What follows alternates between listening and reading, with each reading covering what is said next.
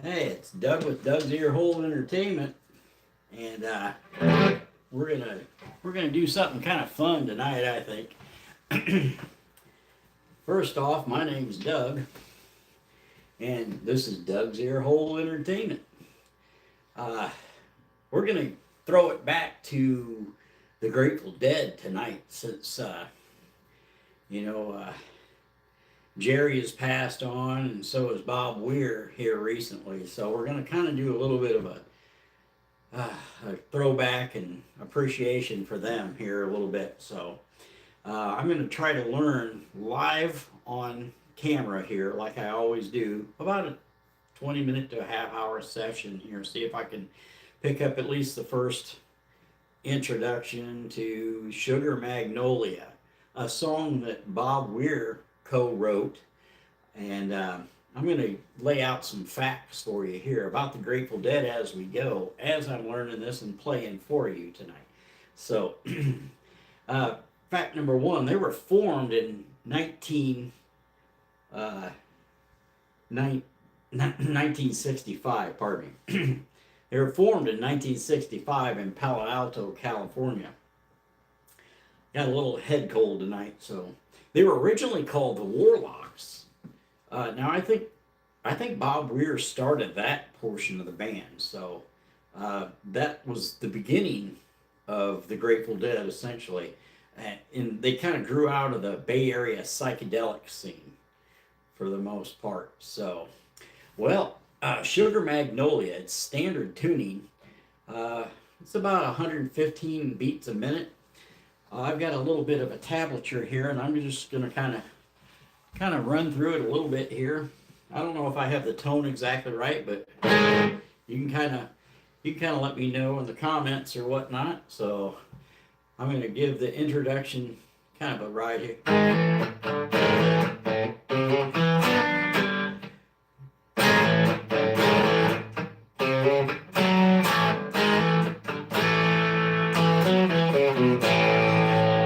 So that's kind of what the tablature says there. It's a little rough, but hey, I'm just learning this, so.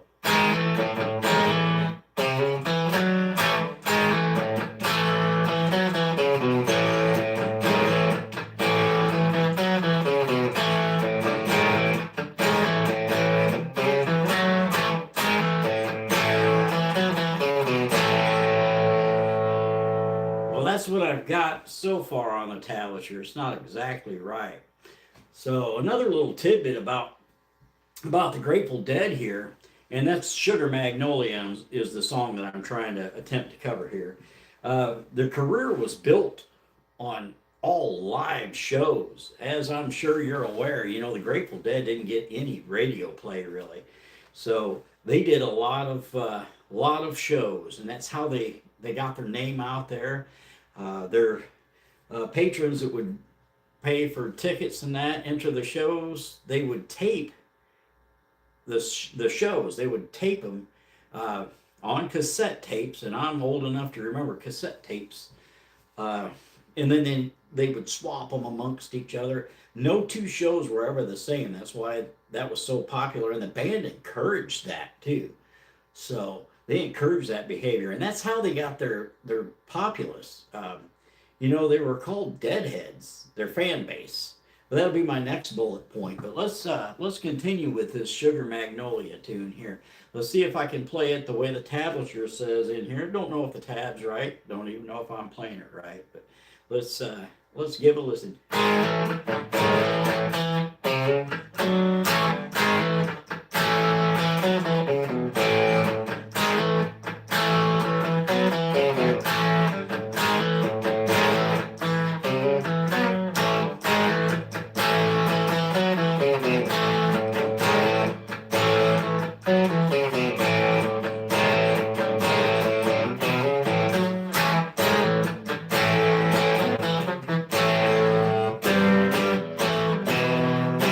It goes kind of down here, it looks like. It's a quick change. I believe, and then it goes, yeah, it goes.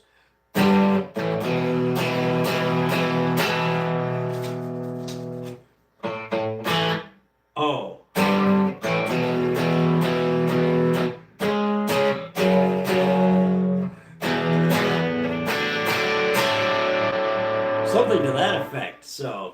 Yeah, so like I said, the Grateful Dead, that's Sugar Magnolia, my attempt at it. Their fan base were called Deadheads.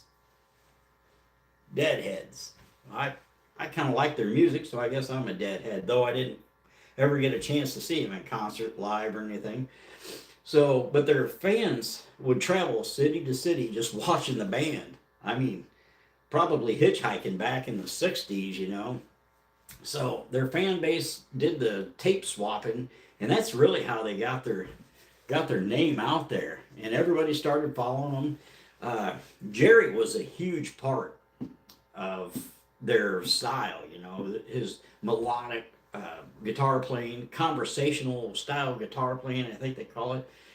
He was a very, very heavy influence. I think Bob Weir joined when he was 17. I'm not sure of the year exactly, but you know, I'm sad to hear that he passed away and all that. So, yeah, a great guitarist. They say that he's got some weird kind of rhythmy thing, and I can see by the tablature here, it's hard for me to kind of follow it exactly. I used to be able to read music pretty well, but I mean, some of the way they play this is just a little bit different. Let's see if I can play it. I'll be concentrating on the actual tablature here, so I'm not going to make eye contact with the camera right now. I'm just going to kind of play it, and I'll play it slow. It's supposed to be at 115 beats a minute, but I'm not going to match that. I'm just going to try to emulate the riff here.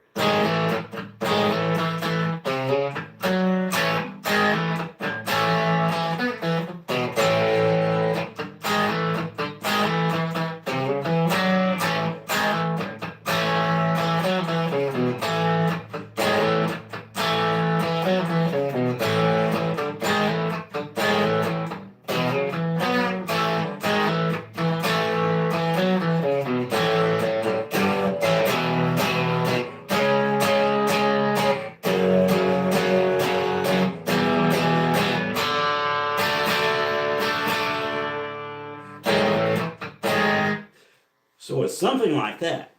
So I don't know if it sounds right or not.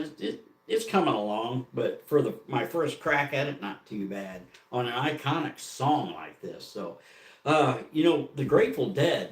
Back to my fifth bullet point here is kind of a mix of rock, folk, blues, jazz, and I hear country and bluegrass in there too.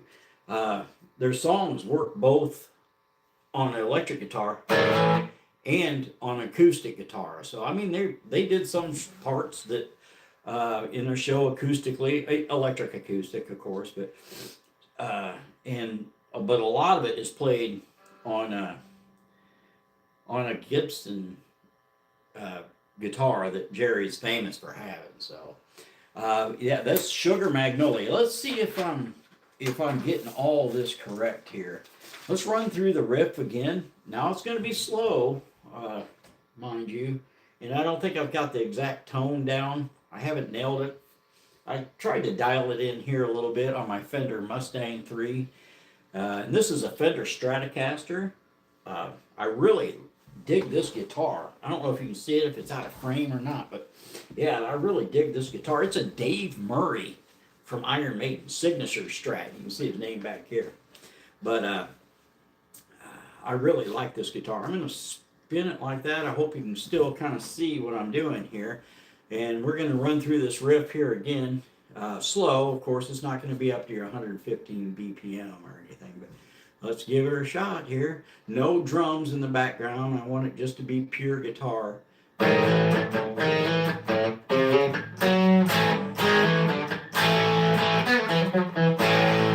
That part was messed up.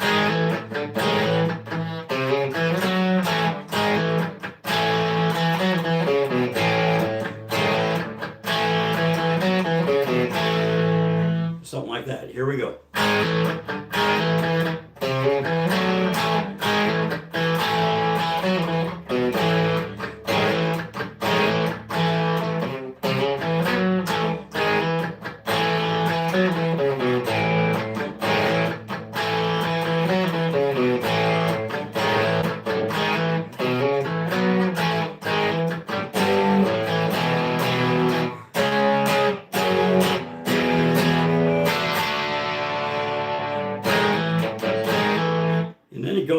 bridge.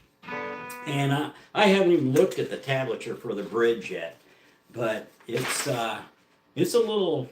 It doesn't look too complicated, but I'm probably not going to cover it.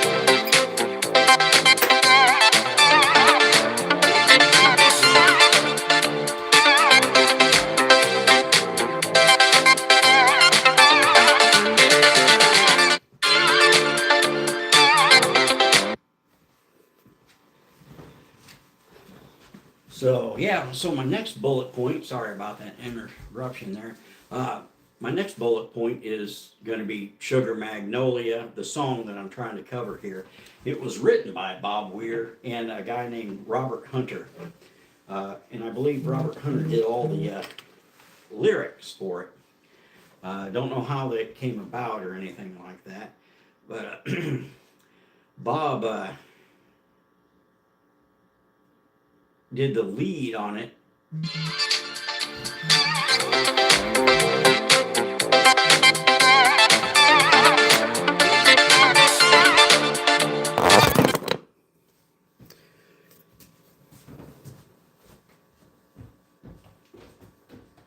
Yes, can I help you with something? Okay, well, I'm doing a live stream. You're interrupted. And I'm gonna... No, you're not. It is down. I'm not even playing.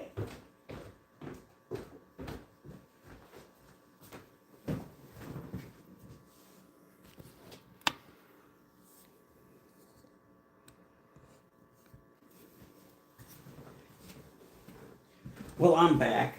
Somebody else is sleeping, so I got to keep the guitar down. So, yeah, it was released in 1970 on American Beauty. This album marked a shift towards a more tight songwriting capability for the Grateful Dead and Bob Weir too. Bullet point 3 here is there are two distinct parts here. They've got Sugar Magnolia, which I was just covering there, and then they got another more of a jam session, and I haven't covered that on guitar, so I don't know how to play it. It's a Sunshine Daydream, and it's kind of a jammy thing that they just kind of wrote out the end of the song with, and it's pretty cool. I've heard it, but I can't play it like I said. This was all inspired by Bob Weir's girlfriend. The lyrics, you know, it's kind of vivid and romantic or whatever, but yeah, it was all Bob Weir's doings here. So anyway, Sugar Magnolia became one of their more reliable closing songs. I read that up in this book here. It's called Sweet Chaos. I've got it on my upper shelf there. So Sunshine Daydream leaves a crowd kind of on a high note. You know, it's an upbeat, up-tempo type thing. So when the crowd was, you know, when the set was done and the crowd was kind of pumped up still, they played that. It kind of mellowed people out, but kept them, you know, on a good, you know, gave them a good vibe as they left the Grateful Dead show. So, I mean, every Dead show was fantastic that I've heard on tape.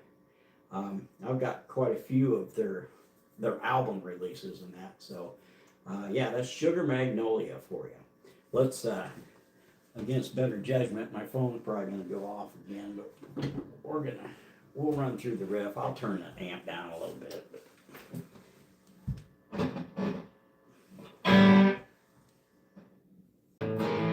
Yeah, let's run through it one more time. Why not, folks? Like I said, the phone might ring, but.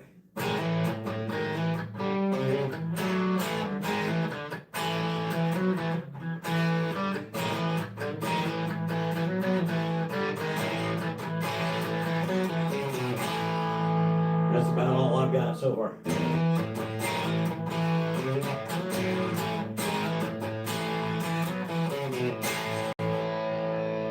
I'm going to end it here, folks, and we'll continue this later after I've practiced that a little bit more, and I'll put out another long-form video for you, but I appreciate you joining here, and that's about all the time I've got for tonight, so I thank you very much.